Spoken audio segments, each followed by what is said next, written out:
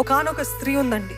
అంతకు ముందు వారము పాస్టర్ గారి దగ్గరికి వెళ్ళి చెప్పిందంట, నేను ఇంకా అన్ని అనుభవించేస్తా, నాకు ఇంకా దేవుని కోసమే జీవించాలని ఆశ ఉంది, నాకు ఎటువంటి పోరాటమైన ఇంకా భయం లేదని చెప్పిందంట. ఆ మరుసటి వారమే ఏం జరిగిందంటే, తన ఇల్లు పెద్ద అగ్ని అంటుకుంది, కాల్చివేయబడ్డది. అదే రోజు ఏం జరిగిందంటే, వాళ్ళ కూతురికి కిడ్నీ ట్రాన్స్ప్లాంట్ అని తీసుకెళ్తే ఆ ట్రాన్స్ప్లాంట్ చేసే సమయంలో అది ఫెయిల్యూర్ అయిపోయి said no it's not possible, ఇది ఫెయిల్ అయిపోయింది అని చెప్పారు. You have to wait for another అని అన్నారు. అదే రోజు ఏమైందంటే, ఆ మార్ట్గేజ్ అప్పులో అందరూ వచ్చి ఆమె తలపైన పడి, ఈ రోజు నువ్వు కట్టలేదనుకో మీ ఇల్లు ఖాళీ చేసి వేయాల్సిందే, లేకపోతే మేమే మిమ్మల్ని వచ్చి తరుముతామని ఆ డేట్ ఇచ్చారు. అవన్నీ ఆ పాస్టర్ గారికి చెప్పుకుంటూ ఆఖరికి ఏం చెప్పింది తెలుసా, నేను దేవుడే నమ్ముకుంటున్నాను, నా దేవుడే నాకు బలం ఇచ్చును గాక అని చెప్పిందంట. హల్లెలూయా. ఈ రోజు అటువంటి పరిస్థితుల్లో మనం గాను ఉంటే ఎలాగుంటామండి?